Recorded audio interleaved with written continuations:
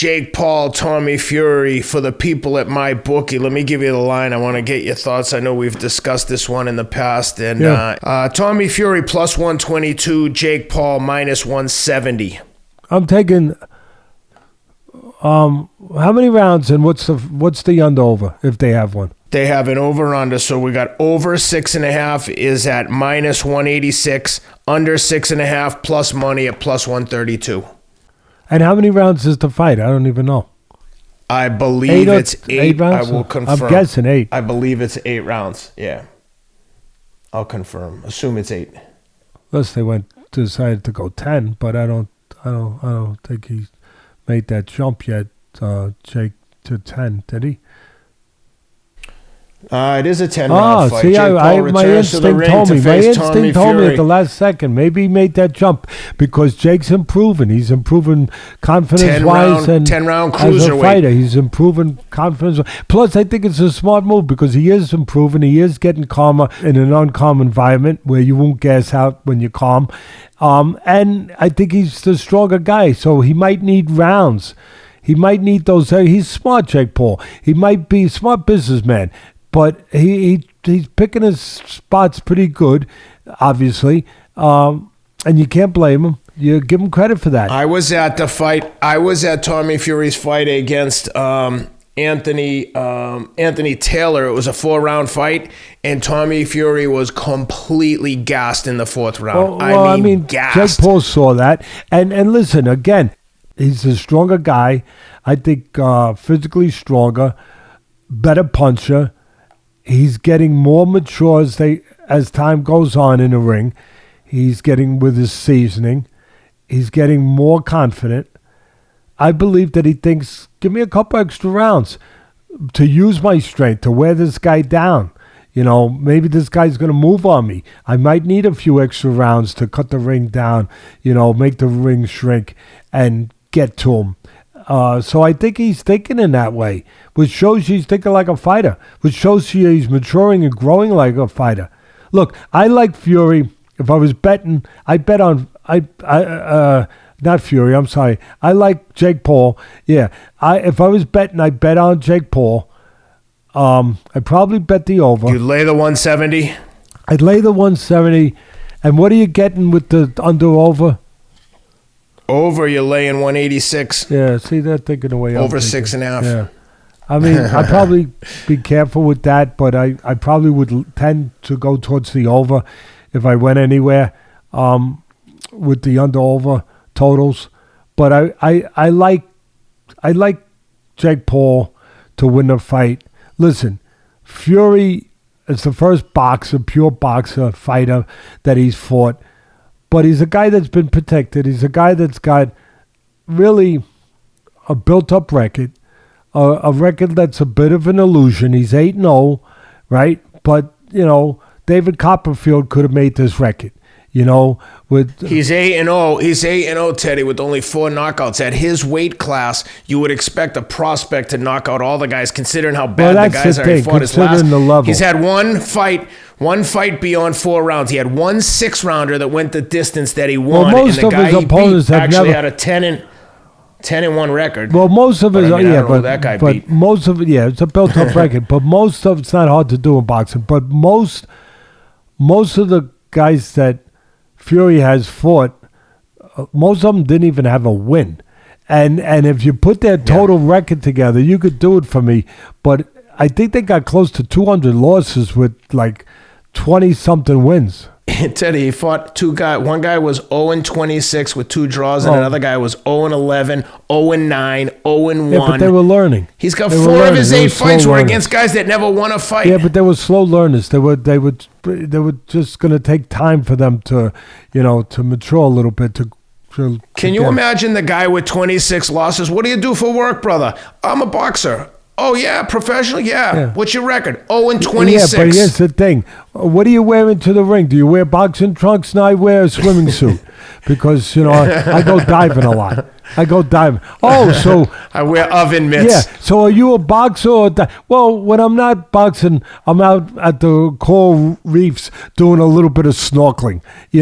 I'm a crash test dummy. Yeah, I'm doing a little deep water, underwater observation and swimming and, diving. I do a little underwater diving. But look, bottom line is he's fighting the first real boxer that's not an MMA guy, that's not really old, where people say he's old and he's past himself, which is true. He fought a lot of guys obviously older, later in their career, MMA guys that weren't known as great traditional strikers, but they were real fighters. They were professional fighters, and he beat them. And now he's fighting a guy.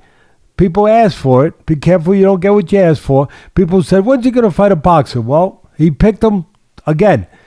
Nobody knocked Floyd Mayweather when he picked his guys pretty smart. And Floyd Mayweather's got all my respect in the world. Great fighter. And a great businessman at the same time. And a great matchmaker, too. Of course, Mayweather fought real fighters. We get it. But he's fighting real fighters. He's being selective with it. He picked his first boxer. He picked a guy that, as Jake Paul himself said, he's beaten a lot of cab drivers. And as I added to that, I added to that statement, but they're not good cab drivers. They're guys with suspended licenses. They're guys that don't even have a license. They're guys that run their car into poles. I mean, so, but he is a fighter. He comes from a boxing family, Fury. He's got a boxing lineage to him. I don't know how many amateur fights he had, but I've seen enough tape on him to see that he knows his way around the ring. He knows how to look like a fighter. Does he know how to behave like a fighter when it becomes a real fight? I don't know, because he hasn't been in a real fight yet. So I don't know if he does. I know that Jake Paul does. Yeah, I'm not making him, believe me, I'm not making him,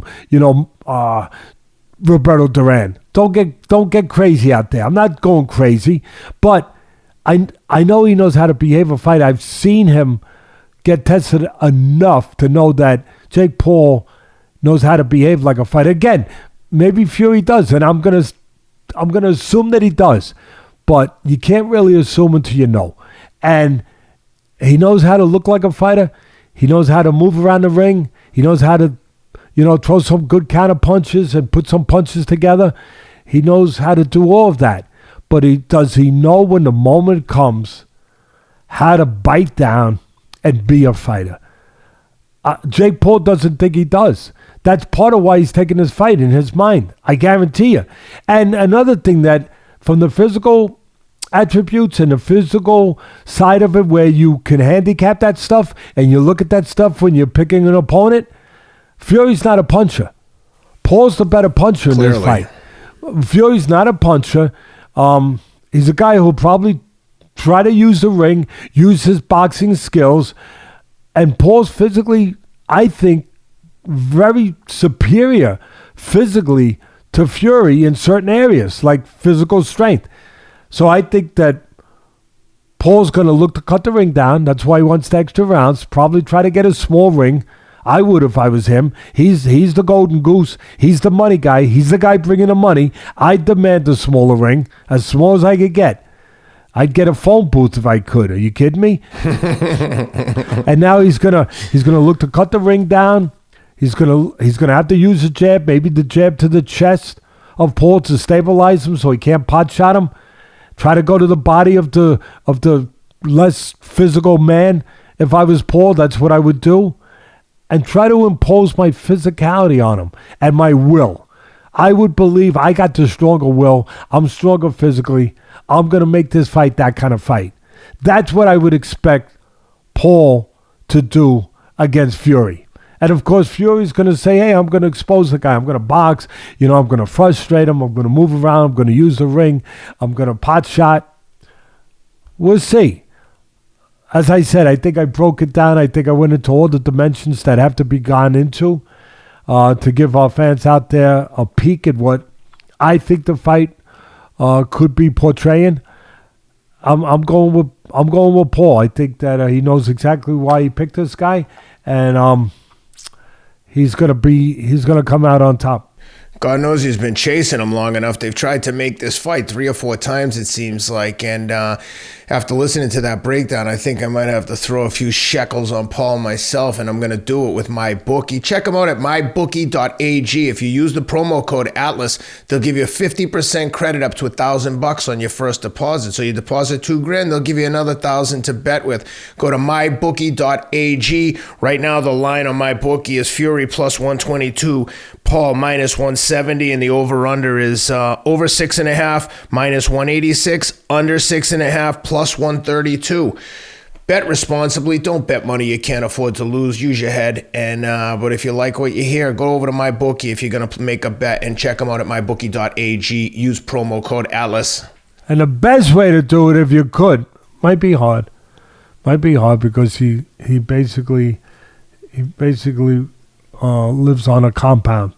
But if you could borrow the money from Ken and then bet with that money, that might be. That might be, but it'd be hard to get to him, though. It'd be hard to get to him. You better come up with a GoFundMe strategy. Asking me to borrow money to make a bet would be a tough ask. That would be, telling me that you're down Ken's on your luck and you have some sob story. A little too sharp for that. Wouldn't be the first time friends from Boston have asked me to make a loan. One time a guy asked me to make a loan so he could get into a card game, and he would give me a percentage of the winning. I literally was like, are you doing drugs right now? Are you insane? Can I give you money to get into a card game? I think Come on, brother. I'm just going to go buy $100 worth of lottery and I'll scratch tickets. I'll be in, I think, as good a place as I would with that. Or I'd take the money and light it on fire because it's the same thing. Yeah, I would. And it won't frustrate me when you tell me you're not paying me back. That doesn't make you the amazing Kreskin to come up with that way of thinking. But yes, I would tend to go with you, Mr. Kenneth.